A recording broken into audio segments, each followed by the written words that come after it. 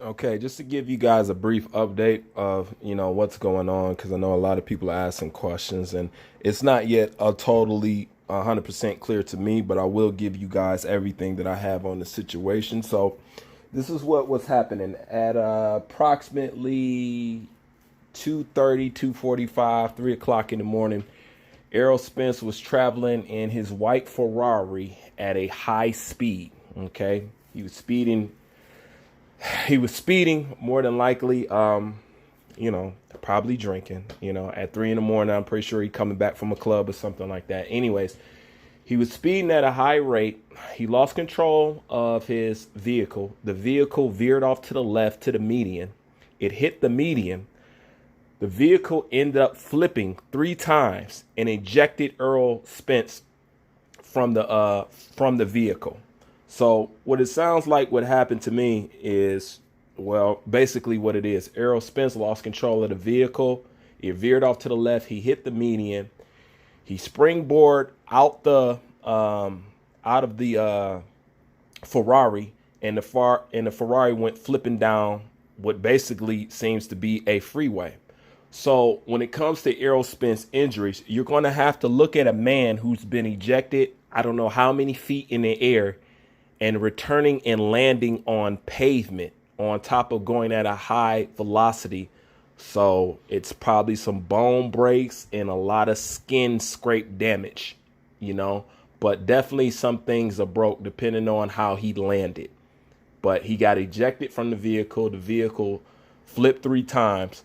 I think the best thing, and a lot of people say he wasn't wearing his seatbelt, right? I want to give a positive outlook to this as much as possible. At times, seatbelts are overrated, okay? And I'm going to tell you why. Because if he did have his seatbelt on, he would more than almost likely be dead with the car flipping 3 times. And keep in mind, he's in a drop top, not even a drop top. He's in a Ferrari, you know what I'm saying, with no roof. So him not wearing the seatbelt actually saved his life, because I remember a story of my teacher. We was talking about the story of seatbelts and how one time two buddies of his got into an accident, and one guy lived because he didn't wear his seatbelt and he got ejected from the car when the car crashed. The other guy seatbelt decapitated him, so it's probably was the best thing, especially in that car. Now, if he was in an SUV or if he was in a truck or something like that, I'll be like, okay, yeah, he need to have his seatbelt on. But in this case, him not wearing the seatbelt actually saved his life, because a car flipping 3 times over. That's why that car looks so mangled, because we look at the car. We was like, dude, I don't know how you survived this.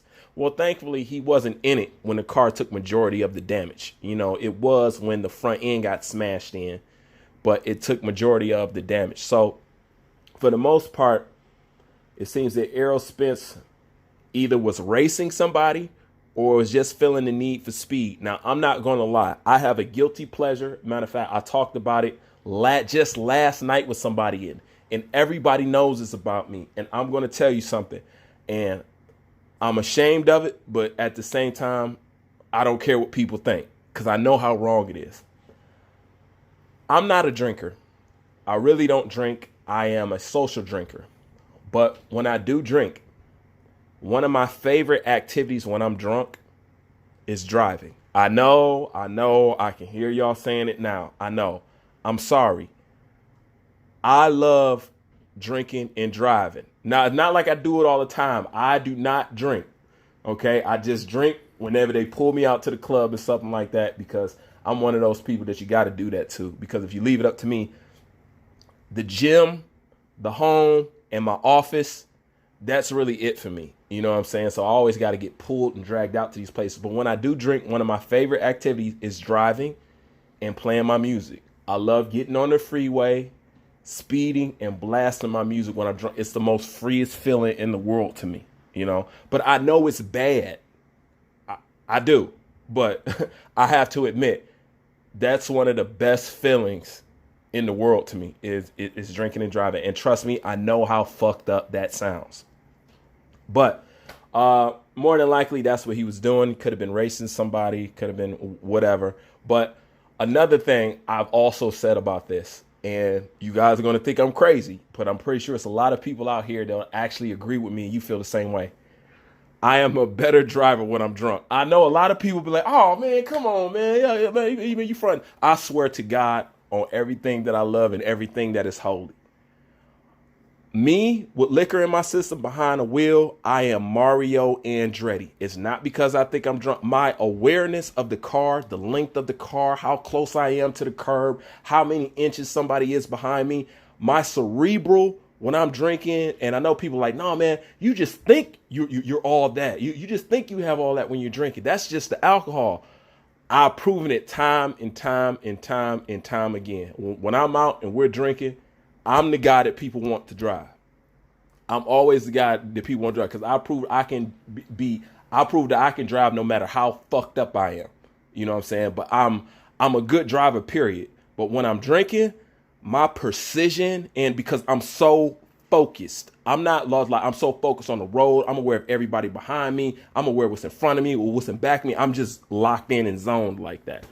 So that's also another thing about me. Once again, I am not condoning, and I know that's completely stupid. I do. But just like other things, everybody can't handle their liquor. Everybody can't do what I do. Everybody can't really drink and drive or something like that.